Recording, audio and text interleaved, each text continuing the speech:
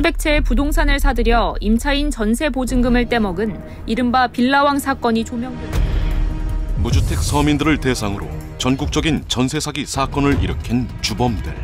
그들 옆에는 본분을 망각한 일부 공인중개사들이 있었습니다.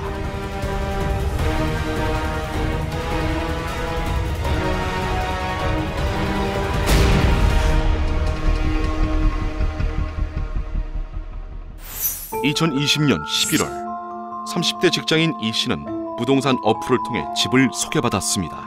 이때 집을 소개해준 사람은 중개 알선인 B 씨. B 씨의 주도하에 이 씨는 공인중개사 A 씨와 전세 계약서를 작성합니다. 그로부터 2년이 지난 후 계약 만료를 앞두고 보증금을 돌려받기 위해 집주인에게 연락한 이 씨는 몰랐던 사실을 알게 됩니다. 계약 당시 소개받은 주택 소유자의 이름이 달랐던 건데요. 새로운 집주인의 이름은 D 씨. 그는 돈이 없어 보증금을 돌려줄 수 없다며 연락을 피하더니 급기야 잠적하고 맙니다. D 씨의 정체는 깡통주택 수천 채를 보유한 전세 사기범이었습니다. 피 같은 전세 보증금을 잃을 처지에 놓인 이 씨. 이때 공인중개사가 작성해준 이행 보증서가 생각이 났습니다.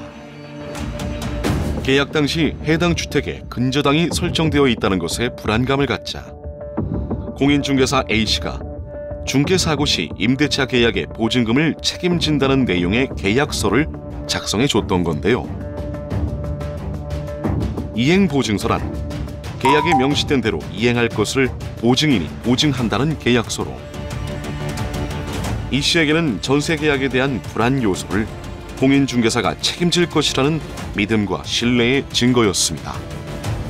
하지만 막상 집주인이 보증금을 돌려주지 못하는 상황이 되자 해당 공인중개사는 본인 또한 보증금을 책임질 수 없다며 이 씨를 외면했습니다. 이 이야기는 수도권 일대에서 일어난 전세 사기 사건을 재구성한 실제 사례입니다. 지금까지 확인된 전세 사기 피해자는 2,996명, 피해액은 4,600억 원에 달합니다. 피해자 절반 이상이 이 씨처럼 20, 30대 젊은 청년들이었죠. 공인중개사가 작성해준 이행보증서까지 받았음에도 보증금을 돌려받지 못한 피해자들 또한 수없이 많았습니다. 그야말로 심각한 상황인 건데요. 공인중개사 A가 작성한 이행보증서를 다시 한번 살펴보겠습니다. 본 중개인은 부동산의 거래가액, 근저당 금액 및 채권 최고액을 인지하고 있으며 중개사고 시 당 임대차 계약의 보증금 보전을 책임질 것을 확인합니다. 라는 문구가 적혀 있습니다. 하지만 이 이행보증서, 법적 효력이 없는 이름뿐인 보증서입니다. 만약 공인중개사의 고의, 사기로 피해를 입은 경우 보상받을 수 있는 방법은 공인중개사 협회에서 발급한 공제증서 제도입니다. 이마저도 피해 사례 한 건에 해당하는 금액이 아닌 중개사 1인에 대한 보장 금액이기 때문에 한 명의 공인중개사가 여러 명에게 이행보증서를 작성해 줬다면 보상받을 금액도 그만큼 줄어들게 됩니다.